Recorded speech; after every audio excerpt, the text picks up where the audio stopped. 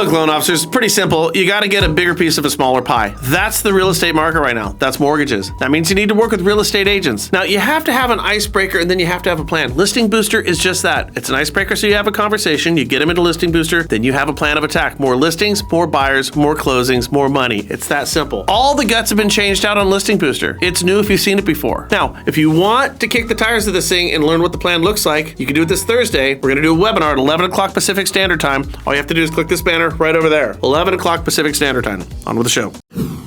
Now, according to Fannie Mae, buyers are not feeling the proverbial it.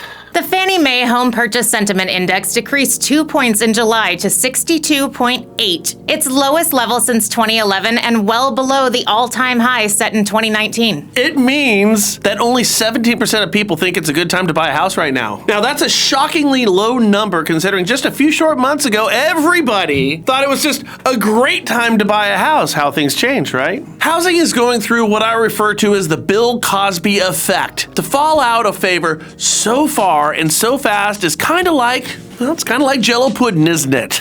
You see, it's all over the Bible.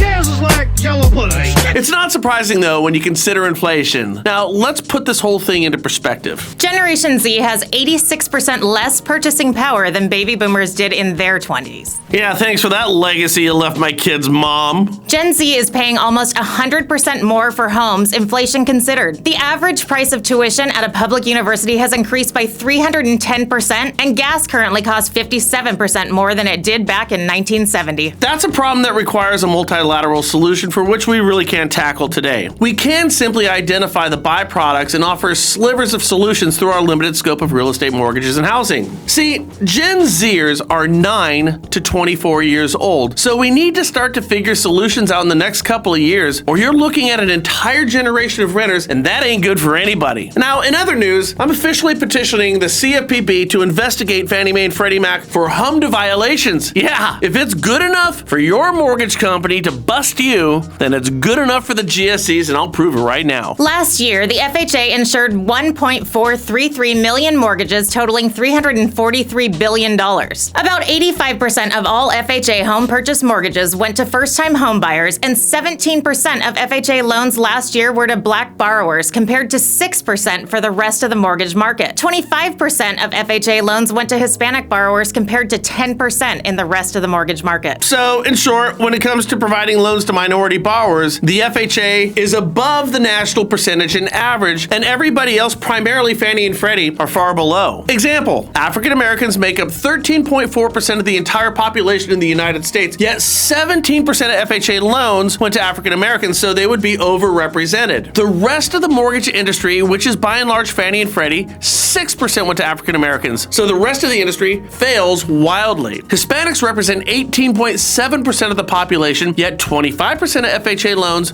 went to Hispanic borrowers, so that's good. They win, versus the rest of the industry, 10%, yet another failure. So let's put it this way. If these were your company's numbers versus your local competition, which is how HMDA is viewed, you'd be investigated, you'd be fined and forced to change your ways. So why, oh why is that not the case for Fannie and Freddie's utterly dismal results? It should be. They're failing by their own standards. Now finally, is a home price correction coming? What do you think? With the Fed in fighting inflation mode, the financial markets quickly put upward pressure on mortgage rates. The results?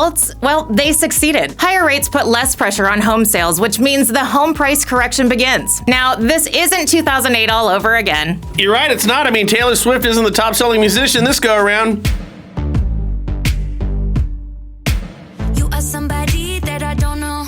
So it's not 2008. If you'd like to see what Moody's thinks will happen to home values in your area, feel free to check out this interactive map down below. How much are you going to correct? I think we're going to correct a lot where we live. Hey, just remember, guys and girls, keep your chin up. Kick some ass in this market, because success is often achieved by those who just don't know failure is inevitable. I hope that helps. Make it a great day, and I'll see you mañana. Au revoir.